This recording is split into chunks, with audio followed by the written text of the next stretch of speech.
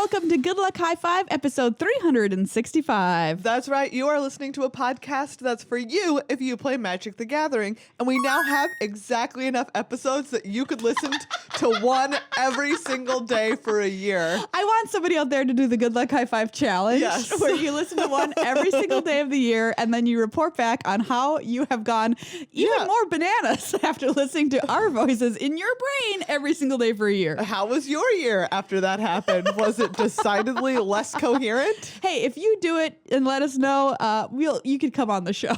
Yes, you know what? Actually, I think that would be great. I will stamp that. Great. So, you've got to document it and prove it. But if you do, come on the show. Oh, today's show is going to be pretty cool. We're going to talk about Theros Beyond Death because we both headed out to a pre-release last weekend and got some sweet packs. Look at all of our pretty shiny packs. Yes. We had a great time. Actually, I'm only speaking for myself. I had a great terrible time. Just kidding. You had a dream trawler. Get out of Yeah. here. Spoiler alert, my deck was pretty busted. Oh, that card. It's unbeatable. What can I say? I also had a very good time, though, despite not having one of the most busted rares in the set. So we'll tell you a little bit about that. Plus, we'll have more Theros Storytime, which in this case just means Greek myth Storytime. Well, I mean, they're connected to a bunch of the cards, so we're learning the history behind the cards. We're going to talk a little bit more about what is the Greek underworld, what are the parts of it, and a couple of the myths that relate to the Greek underworld today. Because obviously this is a very underworld heavy set. It is. Yeah. Escape, which feels so flavorful. Yeah. Playing it on Arena, it just feels like I'm coming back from the underworld. Yeah. Crawling out. Tick, tick, tick, tick. Chick, chick, chick. Those, That's like the chain sound? I was trying. It's a difficult sound to replicate. That was really good. I'll give you a rim shot for that. Oh, thanks. But you know what? Having these Theros packs for the first time means, Megan. What? We also get to play Flavor Text Theater. Flavor Text Theater. Well, it is theater with an R-E, obviously. Theater. Come on. Theater. Theater. Very fancy. Theater. Yeah, but before we get the show off and running, thank you to everybody who supports the show on patreon.com/GLHFmagic. Head on over there, throw $1 our way, and you're an official member of Good Luck High Five. Yes, we are going to soon. Our highest tier is a playmat. Yes. And we are ordering some new playmats that are going to be gorgeous. They're so cool, everybody. And gear up. We have Patron Pledge Drive month coming in February. And I'm not going to tell you what we ordered for Patron Pledge Drive month. Excited. But it is very exciting. Yeah, you get a special bonus. I'm super excited. So if you have not yet become a patron, or maybe you took a break from being a patron, consider coming back in February. You're going to want this. It is sick. Yeah, and if you want to be highest tier, which is our Desolation Twin level, which is $40 a month essentially, playmat, which will be really, really cool. Yeah. We'll show those off as soon as we get them. But thank you to everybody who supports us in any way you can. You make the show happen every week. And if you're happy to hear from us every week, we would be so, so happy to hear from you. Yeah. Thank you also to our sponsor, Card Kingdom, cardkingdom.com/GLHF. You can say Good Luck Have sticker or Good Luck Have token in your order, and they will send you a Good Luck High Five sticker or token, and they have the fastest shipping out there. They really do. And they're just super lovely, really wonderful, very cool people. Yeah, if you want to represent the Magic brand that you are, you can stick a Good Luck High Five sticker like this one that I'm holding up here. It's so pretty. It's so great. On your stuff, and then people know what kind of player you are, which in my opinion is somebody who is nice, who has fun with the game, who's trying to get better and be competitive, but also isn't a jerk, Yeah. You're just generally advertising that to the world. I have such a good story for you about my pre-release experience on Saturday. Great. Well, let's not keep people in suspense any longer. Yes. Let's get down to it. Theros Beyond Death pre-release. That's right. All right, Maria. So you went to a pre-release on Friday. I did. I went. How was it? My first Friday pre-release. Oh yeah. Since the invocation of these, which is not very old at this point. No, they've not been around for very long. I played at. I didn't go to where we normally go, which is Lodestone, which is where you went, because there's a huge snowstorm. I know. In our area, so I had to go closer to home where I wasn't driving on freeways and stuff. And I went to Tower Games, which is another lovely store in Minneapolis. And it was weird to be playing at night. I'm not gonna lie. Yeah. It was a little bizarre. We have played mostly daytime Magic for the last daytime pre-releases. It was bizarre, but it was so fun. I opened up a sick pool. I played blue-white. You would be very proud. Yeah. And I made a very controlling deck, which its only purpose was to draw Dream Trawler. Okay? Let me read it for you in case you're unfamiliar yet. This is a 3/5 Sphinx. It costs 2 white, white, blue, blue. It's a rare. And it just says, I am busted in the text. Yeah, that's what it just says. I am busted. Flying Lifelink. Whenever you draw a card, it gets +1/+0 until end of turn. Whenever it attacks, draw a card. So it's a double +1/+0 trigger there every single turn, basically. Discard a card. It gains hexproof until end of turn. Tap it. Just, a classic little 5/5 lifelink flyer. Yeah, boggle. And I mean, the only way people could deal with this was to tap it for like a turn, but how much removal do you really have in your sealed deck? Exactly. Or maybe counter it. Like, that's it. No, countering it is the only way, honestly. This card is, I'm going to go ahead and say I think it's 99% unbeatable if it hits the table. Oh my goodness. It certainly was for me anyway. And that wasn't the only busted bomb I had in my pool. Oh no. What else? That's not how I roll. I also have Kiora Best the Sea God. Okay, this is a mythic rare, 5 blue blue, so 7 mana. So we had to wait a little bit, but once we cast it, we also just won. Create a chapter 1, it's a saga. Create an 8/8 blue Kraken creature with hexproof. So like, sure. Hexproof on both of these buddies. Chapter 2, tap all non-land permanents target opponent controls. They don't untap during their controller's next untap step. Sure. Yeah. Okay. Freeze everything down. Chapter 3, gain control of target permanent and opponent controls. Untap it. Just on the off chance that you hadn't somehow won the game after chapters 1 and 2. Yeah. Right. No, this card could just be chapter 3, and I would still probably play it. Ugh. So like, all I was trying to do was stall out long enough to cast these 2 cards and win. It's a pretty solid plan. And ways that I did this, can you imagine somebody like me, Maria, aggro.com, playing the Birth of Meletus? Oh, no. Make some walls? Yeah, this is another saga. Chapter 1, you go get another basic planes. Chapter 2, you make an 0/4 wall with Defender. Chapter 3, you gain 2 life. Who cares, right? No, this card was amazing. Make sure you're going to get to that 7 mana. It stalled. I know you have one of my favorite cards. This one? No, as the one? blue saga. The 2 mana blue saga. Oh.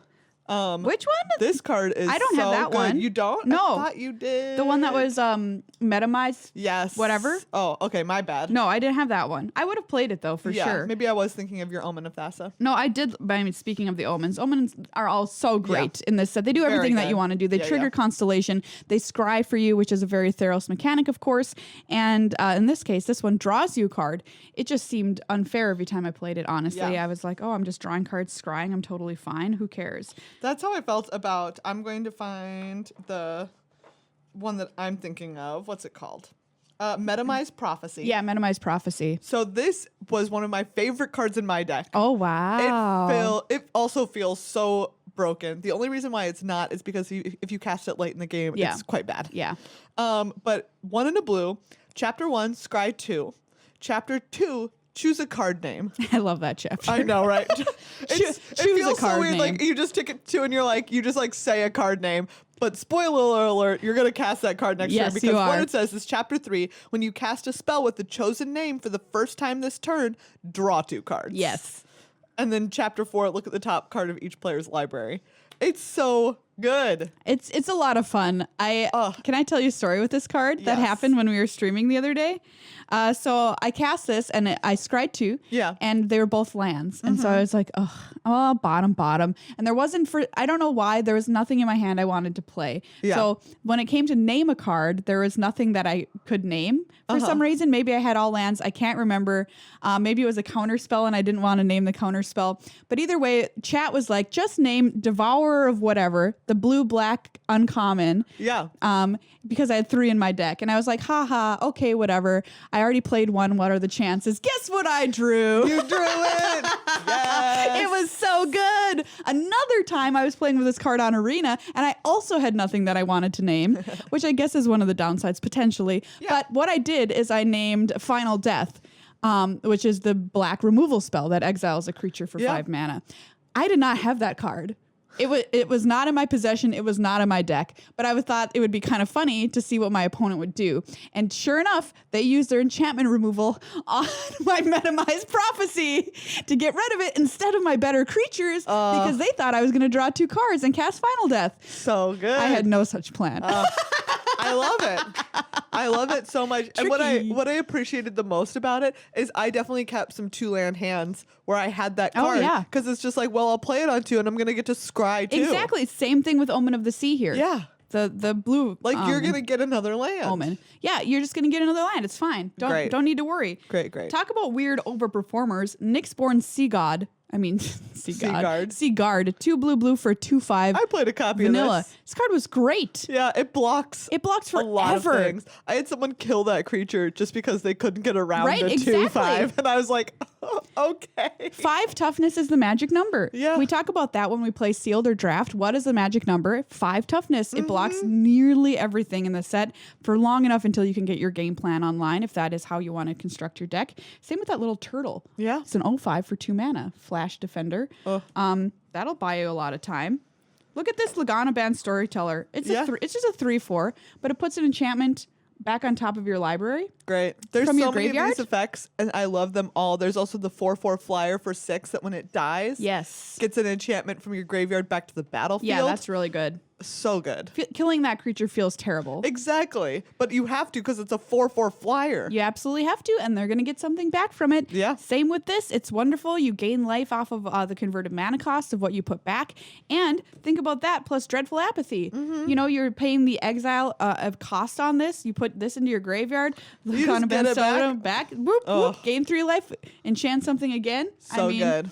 The cool loops you can do with that, I think, are really awesome. I see you've also got a Heliod's Pilgrim to help you find that Dreadful Apathy or Our another preview aura. card. Yeah, Heliod's Pilgrim, A+. We thought it would be A+. It absolutely is. It can find you whatever kind of thing you want. Yeah. I think you also have a Banishing Light. Banishing Light. Yep, that was a great card, obviously. Everyone loves a good exile effect. Let's see. Anything else that was kind of really, really cool for me?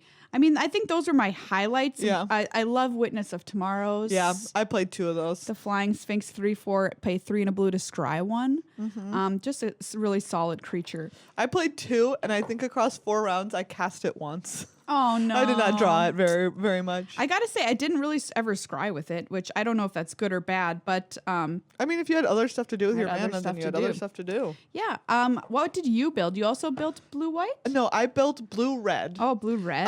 I think that honestly, the truth is that I think that blue-white probably would have been a better deck. Okay. I will say that because I did have 3 copies of Dreadful Apathy. But my promo card was Storm Herald, which is the 3/2 with haste for 3, that when it comes back, you bring all any number of auras from your graveyard back to the battlefield attached to creatures you control. And then you sacrifice them, right? And then you sacrifice them at the end step. Yeah. Or you exile them at the end step. Exile. So I had that, and I had 3 copies of Iroas's Blessing, which is the 4 mana enchantment that gives +1/+1, and when it comes into play, it deals 4 to something. Oh my god, yes! Which is so good. That enchantment's just banana town. So I had 3 copies, and that, it's busted. Did you do it? Did you ever do it? Yes. There were certainly times when I brought back those with Storm Herald, and it was just so good. That is sick. And so I was kind of like, I did that in red. I considered playing red and white, but I didn't have enough solid creatures between those 2 colors. Then I just would have had removal for days with 3 Dreadful Apathy, 3 Iroas's Blessing, and Omen of Perforos or whatever. Yeah. So I had a really delightful time. It was like a blue-red tempo-y kind of deck. And there were certainly, like, the 2 rounds that I won, I just ran my opponent over before they could do anything. Yeah. Where it's sort of like I would play a couple of cheaper creatures, like I had the 3/1 Rage Hounds and stuff like that. Oh, yeah. And then I would just they'd play a creature to try and block, and it's like you slap a blessing on it, you kill the creature, and you just keep attacking smash. them. Yes. We should have traded decks, is what I'm hearing here. That being said, so I knew when I was building, I was like, oh, I can either do this fun thing with blue-red, or I think I could have a technically better deck in blue-white. And I think I would. You gotta go for the fun thing. Exactly. I had a very good time playing it. Yeah. Did you have any cards that did something when you drew your first card on your opponent's turn? I had the 4/2 that pinged something. And that was it. Did you ever ping? No. Oh, I sad. I know. I'm wondering how good that deck is. I suppose that's more of a draft consideration as soon as that comes out on Arena. So here's a funny story from my previous. Great. Let's go. I'm playing my round 1 opponent, who I just in game 1, it goes exactly like I just said, where it's like his deck was kind of more expensive and slower Yeah. cards. And so I just like ran him over. Like as soon as he played a blocker, I had a way to get rid of it, and I already had multiple creatures down. And then in game 2, he got stuck on 3 lands for a while. So he's like frustrated, and I get that. Yeah. And I eventually win by, I had Perforos's intervention, which can make an X1 trample. Yeah. Or it can like kill something for double X. Anyways, so I like my opponent has 1 black mana up and like a 3/3 blocker, and I have he's at 8, I want to say. I have 3 in the air and 7 mana. Okay. So I can make something that's big enough to kill him. Yeah. But I also haven't, like, I'm pretty familiar with the set, but I'm not 100% on it. And there is a world in which black has a 1 mana instant that can give -1/-1 to something. We have seen that before. It has come in the past. Exactly. Yes. And so in my head, I'm like, there's that possibility. Like, I have this Perforos's intervention. It makes an X1. Black could potentially have an effect that could wreck an X1. Spoiler alert. And then it doesn't, no, but it could. No, it could. And so I thought about it for a second. I was like, I'm fairly sure that is not in this set at all. Yeah. So I like cast it, and my opponent scoops, and he goes, I don't know why that took so long. Like he doesn't know why it took me so long to make that correct decision. play that won. And I didn't say anything because I was peeved. That's a rude thing to say. Yeah, like super there's rude. nothing wrong with being a thoughtful player. No. But my opponent says it, and then he immediately goes, I'm sorry.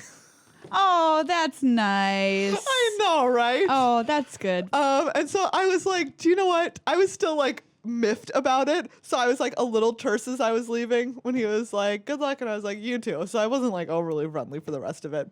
But I was like, props to that guy for realizing that he should not have said that crappy thing. Good apology, And then dude. immediately apologized for it. Yeah, absolutely. I mean, Yeah. I don't think my opponents were none too happy with me playing 2 unbeatable bombs at them.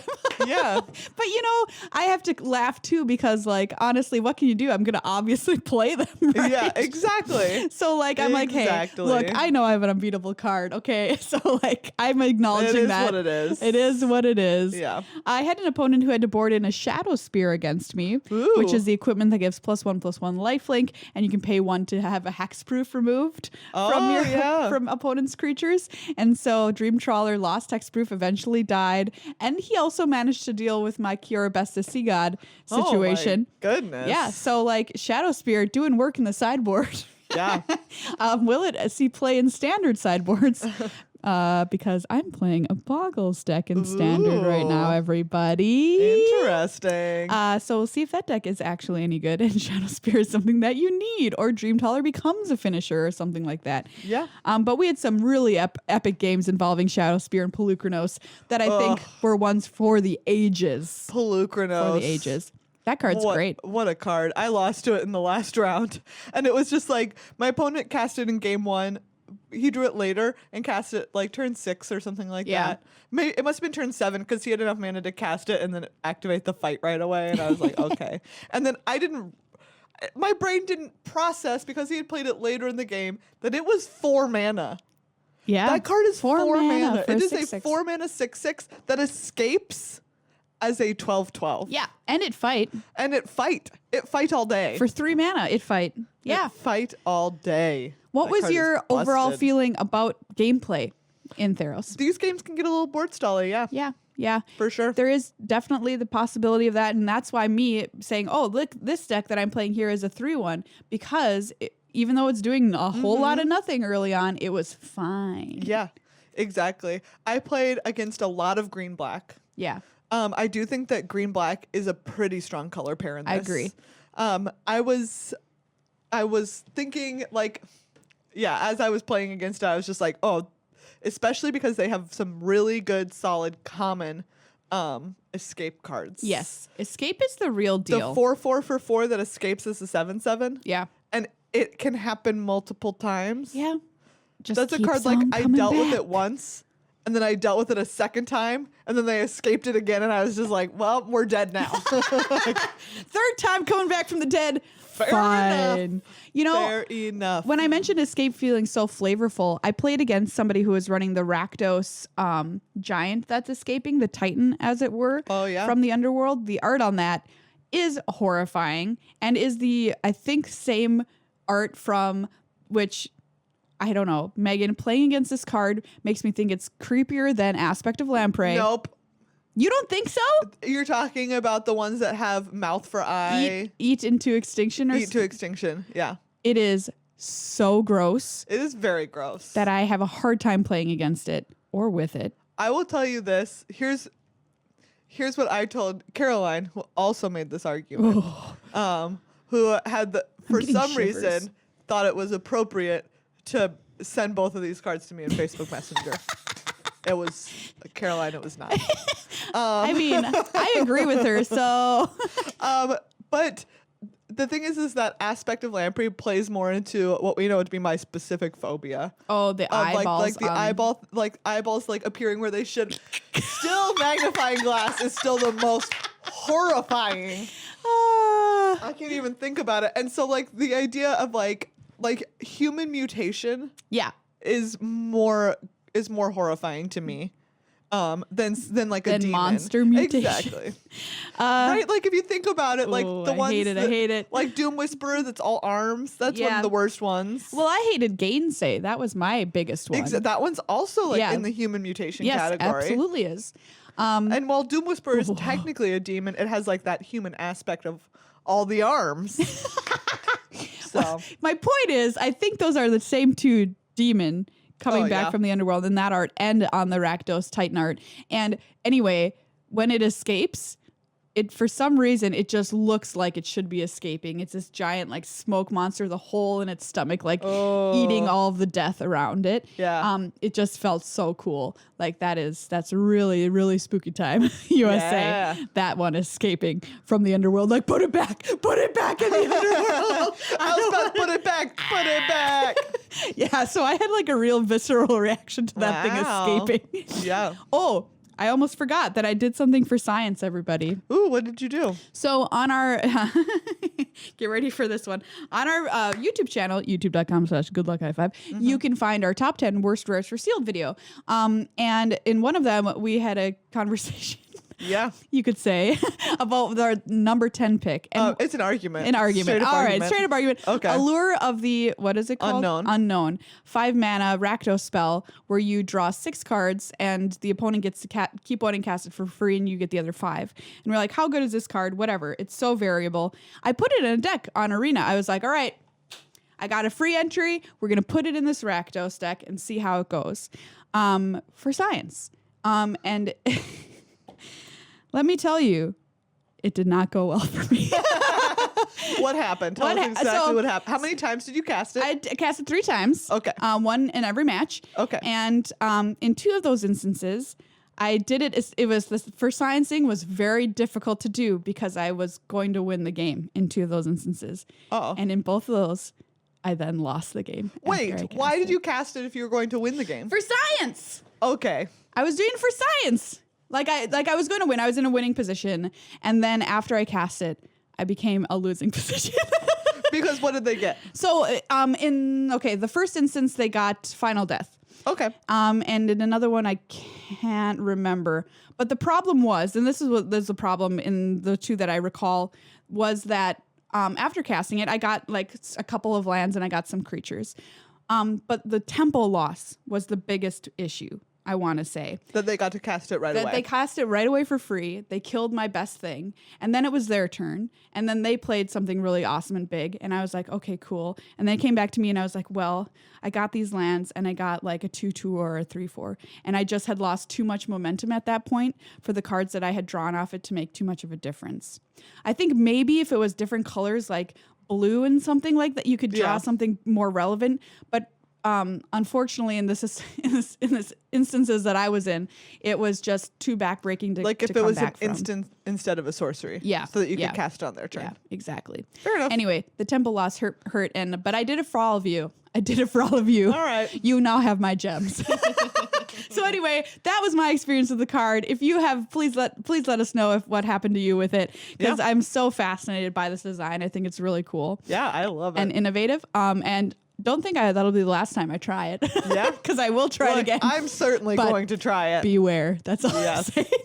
Yes. I was talking, I played pre-release with also our Good Luck High Five board games guy, Nicholas, was there. He plays Magic sometimes too. And so he was building his deck. Yeah. And he was like, as he was building it, he was like, oh, I have definitely a color that is best, which is black. And I agree with him on that. Great.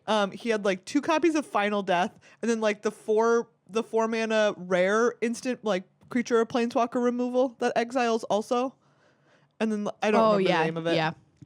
Wait, are you talking about Eat to Extinction? Is that what it's called? That's the one that exiles. Yeah, I think that's what it is. Because the other one doesn't. Yes. The 4 mana black one doesn't exile, whatever that one is. Drag to the underworld. Yeah, no, he had the rare one that does, that exiles. Okay. And then like some other decent removal and a couple of decent creatures in it. And I was like, oh yeah, like I agree. This is your best color. And it turned like, so he lost round 1. And so I was looking at his deck afterwards because he had been like, oh, like white is bad, but blue, red, and green are all just mediocre. Okay. And I was like, okay, like let's look and see what you did. And he had taken his blue and like supplemented his black with like some like mediocre blue cards. And I love blue more than the next person. Oh yeah. More than them. It's true. A lot. I love blue a lot. And so I was like, you know what? I can't believe I'm telling you this, but you should be playing your blue. I looked at it and I was like, you should be playing your green cards. It has card draw. It has like a little bit more removal.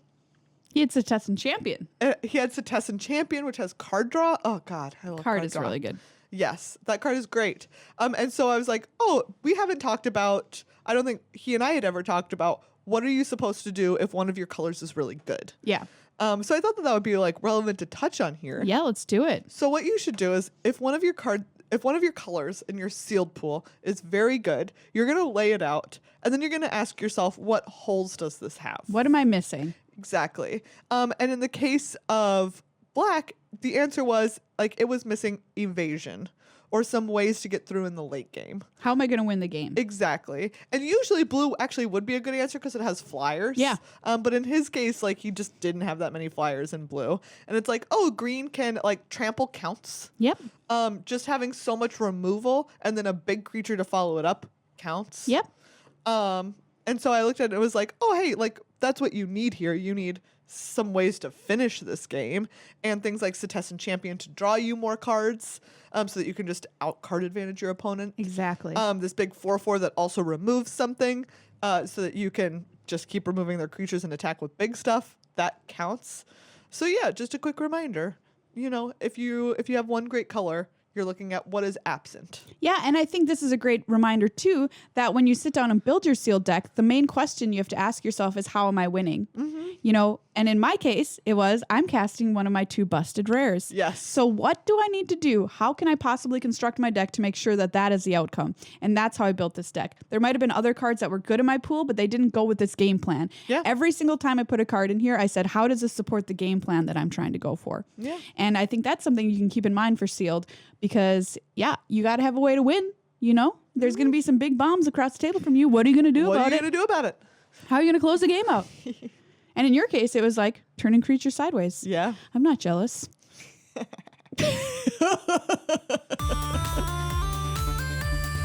Let's do a story time with Meghan. Ooh, that's right. Okay. So I'm very excited to talk about the underworld today, especially since that's what Theros Beyond Death is like. I really want this to be your TED Talk, and that's what you get up. I'm really excited to talk about the underworld today. And everyone's like, oh, yes. Oh, yes.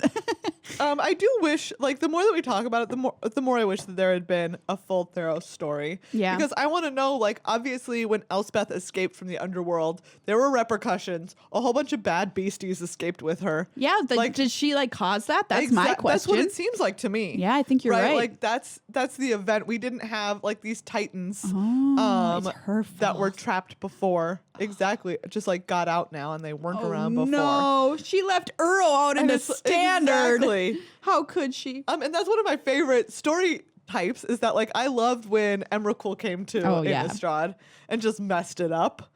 So I'm sad that we don't have story. Same. But that aside, so the Greek underworld is sometimes considered to be like far kind of at like the very depths of the ocean, like below that would be the underworld, or alternatively at the ends of the earth. Like you could travel to the end of the earth, and then somewhere beyond that is going to be the Greek underworld. Hence why sailors like Odysseus could travel to the banks of it. They were flat earthers, is what you're telling me? Yeah, they were. I mean, it was a very long time ago, so we can give them some exceptions. You know what? Honestly, I mean, why wouldn't you think that? I don't know. Exactly. I mean, back then, today there is no excuse for it. Let's just be clear. No excuse for it today.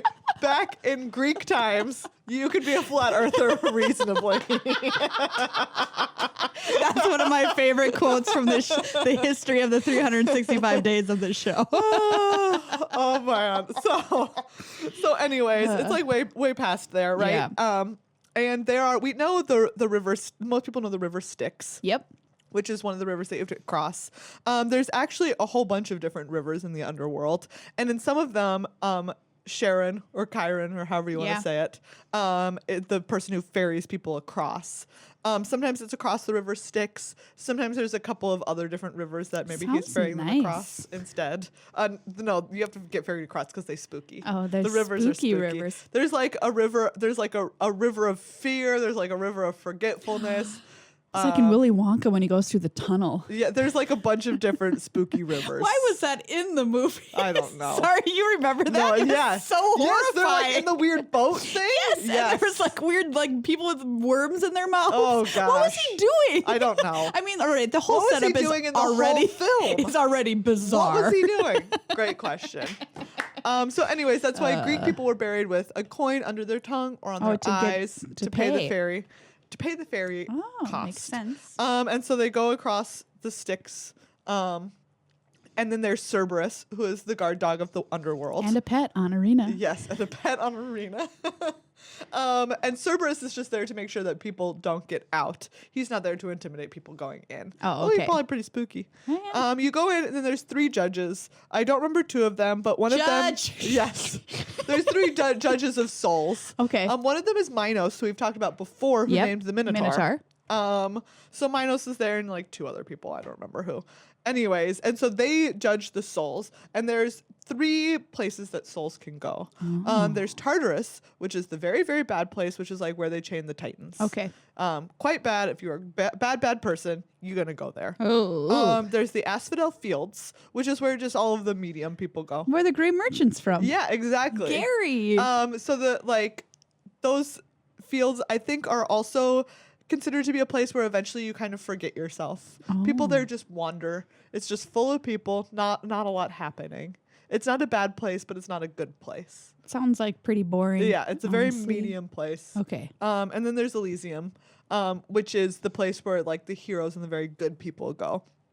And when you go to Elysium, there's a chance for you can opt to be reborn. Okay. And if you get reborn 3 times and all 3 times you go to Elysium, then you get to go to like a super special island where you live forever. Oh, that seems nice. And are very happy. That seems nice. So you really good 3 times? Good on you. But you could also just live in Elysium and not get reborn because Elysium's like pretty okay. Okay. Cool. It's pretty cool. So yeah, that is like the general depiction of the underworld. Which is also, I think I want to say, so like I said, there are a bunch of rivers. Yes. Like the Leth is the river of forgetfulness. I want to say that Oceanus is considered the river that circles the world, but also in some cases is considered like the West River of the underworld. And I want to say Erebos' name comes from a river that is also in the underworld. Oh, that's cool. Like on that the other makes side sense. of it. Yeah. If you think about the card, what is it? I want to say Meyer Triton or something, the little 2/1 Death Touch merfolk, who is a zombie merfolk, art by Seb McKinnon, Nonstop Bangers. You can see a bunch of dead fish in the river around this merfolk, belly up. It is gorgeous artwork. It's so good. It's my other than Elspeth Conquers Death, my favorite art from this set. Nonstop Bangers. And I think that's like a cool little Easter egg of that merfolk being in the river. And 2, you reminded me of this. Yeah. I don't know why. Oh, because I said the dog is a pet on Arena. Yeah. The bird you get on Arena, the bird pet. Have you seen it? Yeah, the owl. The little owl. Hoot. It is a card from this set. Oh. Which is the first time this has happened. Yeah. The 1/3 artifact bird. Oh, that's right. That's Scry's. So also the owl typically associated with Athena. Oh, cool. Because wisdom. Owl's smart. Yeah, exactly. If you can turn your head all the way around, you're pretty smart. I think that's how it works. So as I mentioned, I'm also going to briefly touch on 2 stories that relate very specifically to the underworld. Great. One which people are usually very familiar with, which is Persephone. Yes. So Persephone, like Hades was real lonely, and he's like, I want a wife. So he goes up. Classic. He goes upstairs. He goes upstairs to the mortal world. Finds Persephone, who happens to be the daughter of Demeter, who's the goddess of the harvest, and is like, sure, she's pretty. Go for it. Takes her down to the underworld, and she's like, no. You know what? I would rather not. And he tricks her into eating a pomegranate. I would rather not. I would rather not. He tricks her into eating a pomegranate, and now she trapped there. Ugh. And then Demeter gets very angry, as you would. Yeah. And she's like, there will be no more harvests until I get my daughter back. And she's just like on a real rampage. And so finally, Hades relents, but he's like, oh, but she ate this pomegranate, so she has to be here sometimes. You know how bad it is to eat a pomegranate. You know how bad it is to eat a pomegranate. If you eat a pomegranate in the grocery store, you now have to spend half your life in that grocery store. So watch out. Ooh, spooky. So anyways, she spends half her time in the underworld. That's when it is winter here, and then half the time above Earth with her mom, Demeter, and that's when it's like summer and spring and harvest time. Wow. Which is very nice. So we have her to blame. I mean, him to blame, really. Yes. For what's happening to us now. Yes. But that's like that's in a very abbreviated version. Oh, that's cute. Because I also want to talk about Orpheus and Eurydice. Okay. Which is one of my very favorites. So Orpheus and Eurydice were in love, and Orpheus was like a lyre player and a very good singer. Entrancing lyre, a card in the set. And so he and Eurydice got married, but on the day of their wedding, she was bitten by a poison snake and died. And so he goes to the underworld, and he uses his lyre to like sneak past all of like Cerberus and Minos and all of those people to like weave his way through the underworld. And he uses his beautiful singing voice to convince Hades and Persephone to give him Eurydice back from the underworld. And they're like, okay, you can have her back, but she's gonna walk behind you as you leave. And if you turn around to look at her, she's stuck here forever. Wow, that is a messed up caveat, I've got to say. Yeah. You just have to, they're basically like, you just have to trust that she's there. Yeah. And so he's like, chill, I can do that. Spoiler alert, he can't. He can't. Of course. They get all the way to the gates before he's worried. And he just wants one glimpse of her face. He turns around, looks at her as she gets dragged back into the underworld. Dude, you were so close. Yeah, and he spends the rest of his time just like singing to birds because he's sad. So there you go. I've got to ask you though, is there somebody whose singing voice could convince you to give up your captive in the underworld? Oh, wow. Great question. Thank you so much for asking. Yes. Someone comes down there, they're like, hold up. I'm sure. I'm going to sing I mean, like, you're going to tell me back in like Freddie Mercury's day, if he had gone down to the underworld, Hades and Persephone would have been like, no, Freddie Mercury. He would get anybody out of there. All of his cats. Exactly. You know, when you said this, I'm gonna like really regret telling you all, but perfect. Keep going. When you said this, all I could think of was like, do I remember hearing a voice that had like that kind of impact on me? And the answer is Clay Aiken.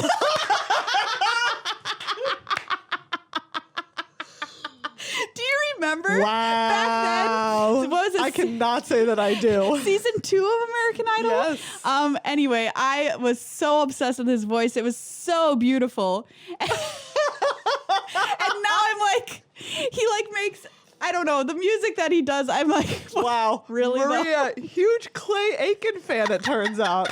Did not see that one coming. I have to say, Did not anticipate walking into the office today and learning that you once upon a time I mean, really loved Clay Aiken. Yeah, he turned out to be gay, so all of my hopes and dreams were dashed. But that's I'm okay. really sorry.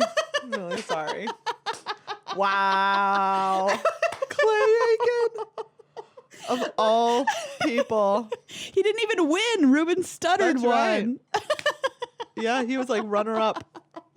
I will say, contemporary musician. This is not embarrassing. I'm very sorry. Well, but I like Brandi Carlile is an incredible singer. Oh yeah, her voice we'll is take that for really sure. amazing. Yeah. I feel like she could sway me to bring back her like long lost dead love from the underworld. If you are a Clay Aiken fan too, please tweet at us at GLHF Magic with the hashtag I'm for Clay. Wow. Like nowadays, I'm like not a Clay. Anyway, Sure. whatever. But in some way, aren't you always a Clay Aiken fan?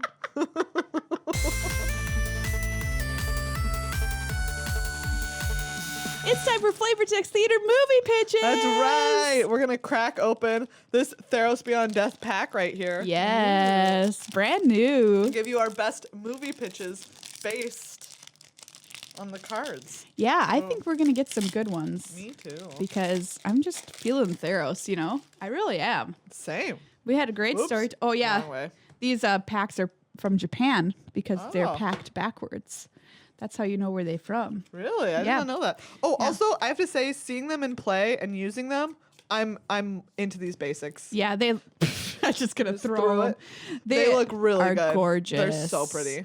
I put in as many as I could into my deck. Yeah. I did a little bit of trading with And people. like when I wasn't sure, but when I drew them, I was just like, oh, this is so pretty. Can I also say this is my favorite human soldier creature token? Yeah.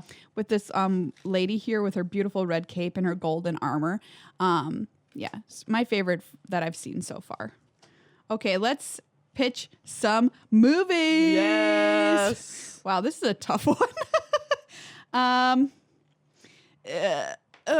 Oh gosh. I need a hot second to think about this. Okay. I think I've got it, but it's really stupid. Okay. So if yours is better, you can Mine go. is not good. Okay. So in this movie, it's a kid's cartoon, and there is a snake, and he's a snake friend, and he's just really cute. But he doesn't fit in with all the other snakes in his village because he was born without fangs. Ooh. So he can't bite. And all the other snakes are like, wow, you suck at being a snake. The whole point of being a snake is we bite people, our venom, and we kill them. Uh-huh. And the snake is like, oh, I'll never be a good snake. So what he does is he ventures out into the what? I'm not cool with the anti-snake propaganda in this children's show. I'm just going to say that. But keep going. Yeah. So he slithers his way out into the jungle to make some other friends. And he makes friends with this elephant named Betty. For whatever reason. Okay. And Betty is like, that's okay. You're bad at killing people with your venomous fangs. And I'm bad because my trunk is not good at gripping peanuts. So they each have like a little bit of an issue, and they become best friends. But one day they find out when, we'll say Tom is the name of the snake, slithers up into Betty's trunk, who can't grab a peanut, but can hold the snake, who like at the end of it, that's when he realizes his true power. And he's able to finally spit his venom instead of bite his fangs into people and kill people. So really, the power was in him all along when teamed up with his friend the elephant. Wow. This film is messed up and was made in 1972. Sounds about right. And if you watch it today, there are a lot of problems. It's called Venomous Hierophant. Weird. Look, that's the best I can do with this card name. Yeah.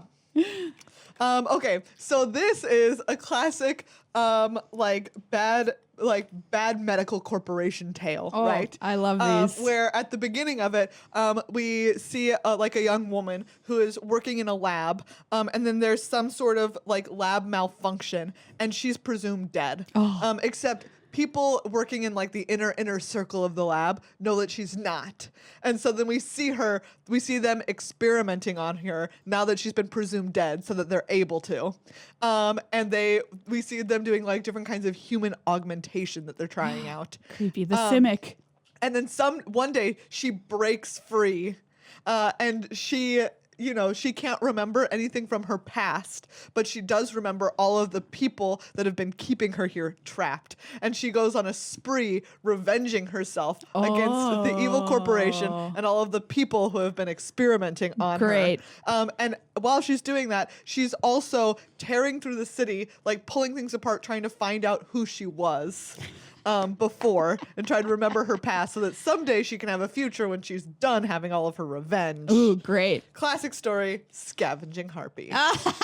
They gave her bird augmentation. Oh, she looked like a bird. That's so creepy. Right? In this movie, it's set in the modern day, but it assumes that magic is real. So this is kind of like Harry Potter situation.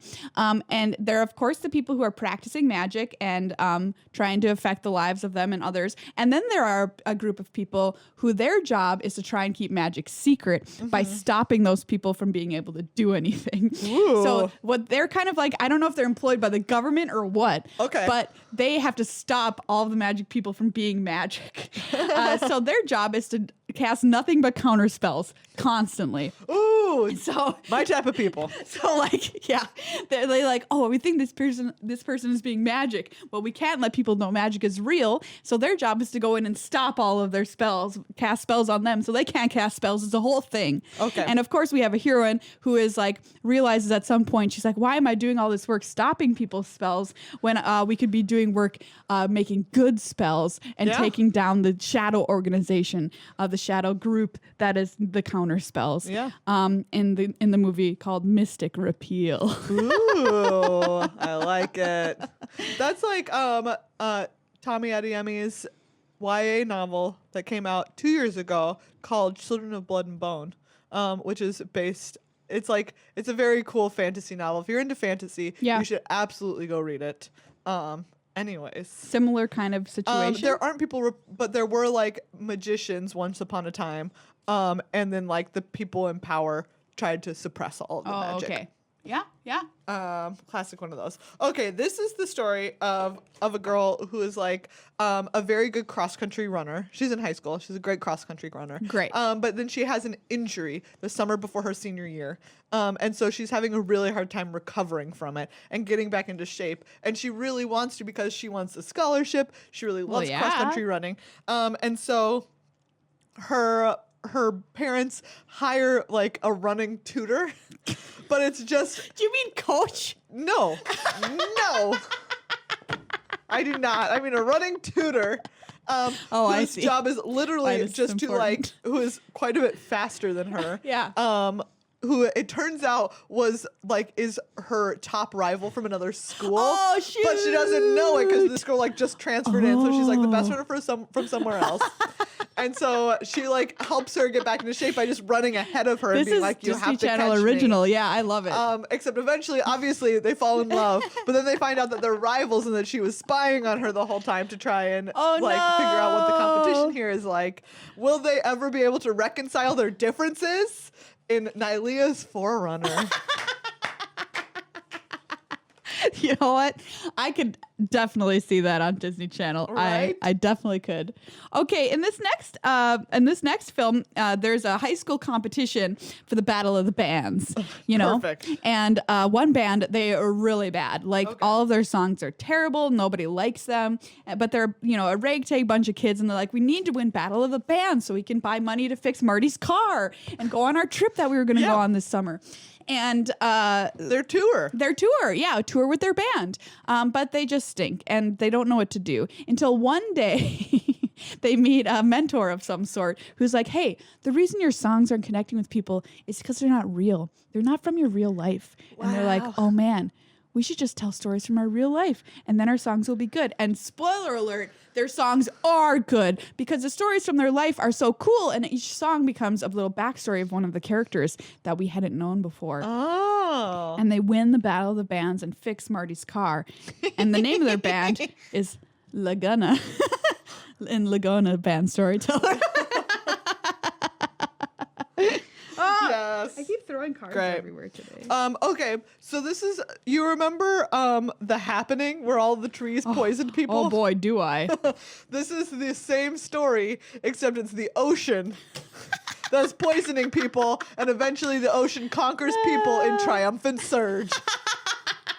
I would definitely watch that sequel, even though there's absolutely no twist, which I don't know. No twist. That was the only thing making the movie good. Oh, Yeah. wait, it wasn't even good. What am I saying? It was the only thing it had going for it. Mm-hmm. This film is the story about a merfolk whose problem is that he can't swim.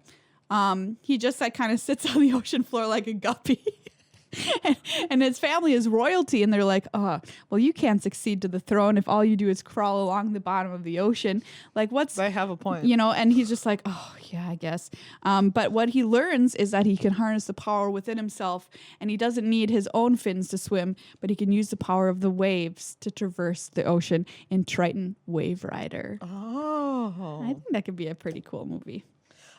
This is the story That one's boring. of this is like a town of people that wake up one day and they've all forgotten everything. Yeah. They don't remember anything about their past. Ooh, I like They this. barely, like, they don't even know the people that are in their own, like, they don't remember their families.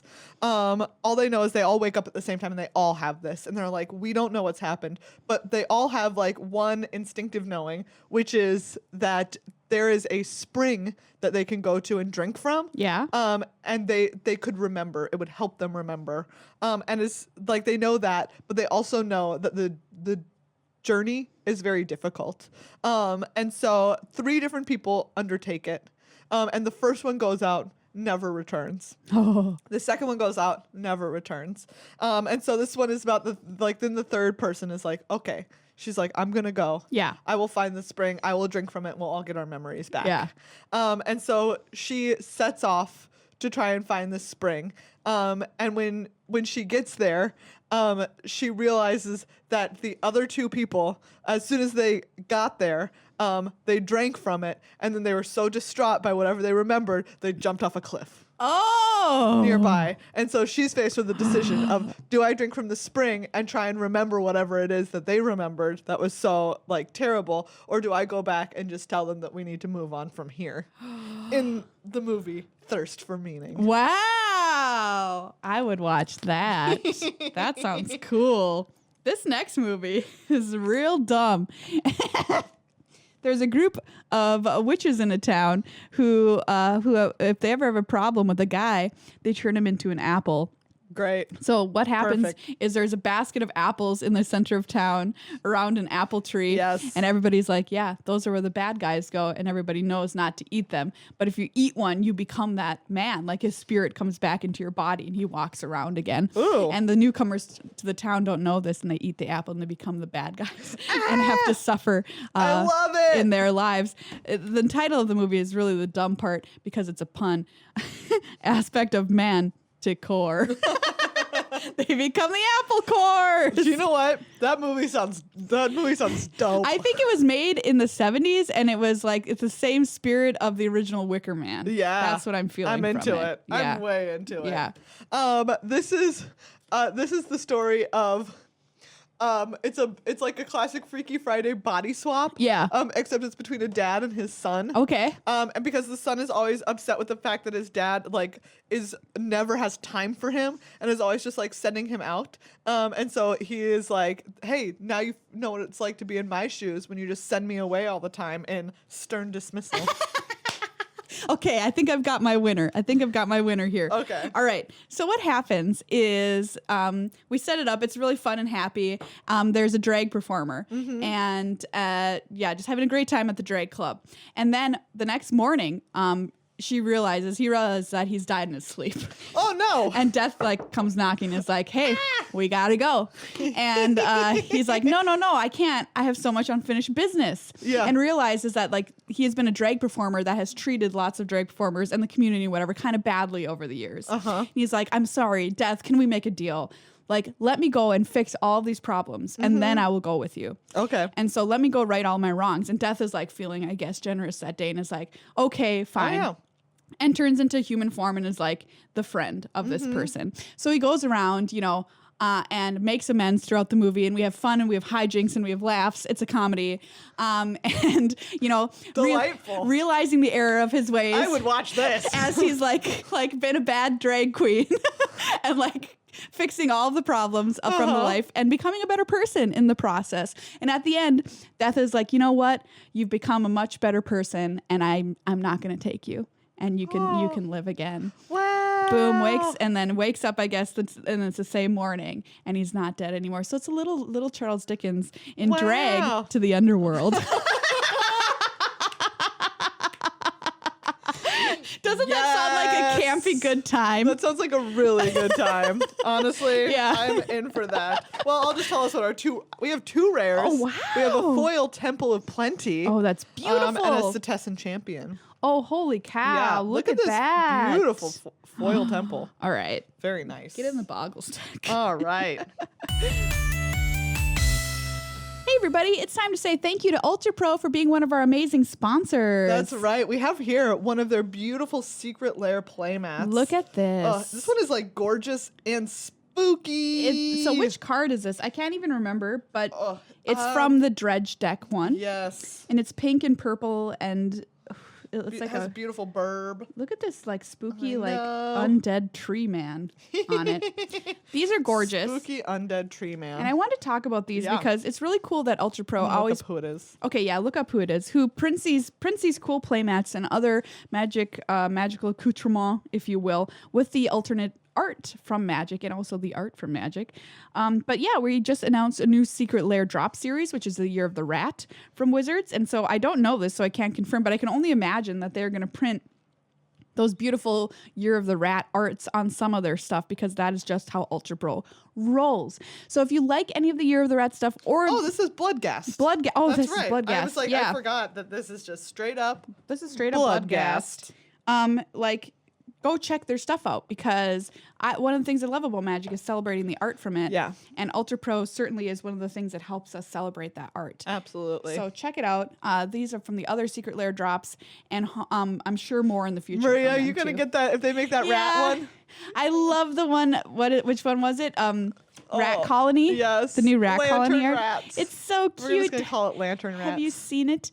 They're all just around some lanterns, having a rat good time. Rat good time. But yeah, we have Ultra Pro to thank for supporting the artists like this. So yeah, check them out anywhere Magic stuff is sold.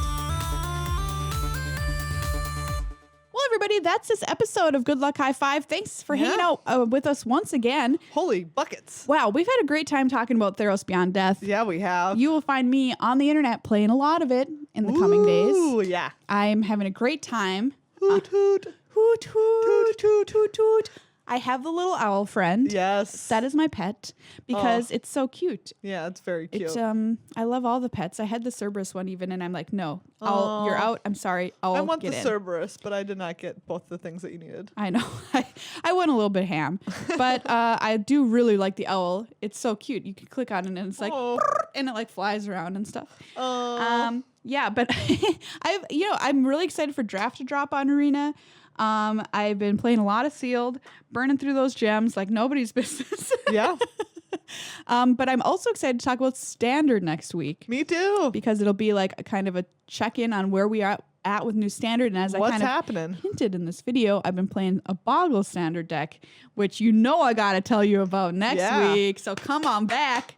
Excellent. Big thanks to everybody who's a member of the show over on patreon.com/GLHF Magic. Please consider becoming a member. Yeah. It means so much to us. Thank you so much to our two amazing sponsors, Card Kingdom and Ultra Pro. We really could not ask for better people to sponsor us. It's wonderful. And thank you so much for listening and hanging out with us every week or watching this YouTube series.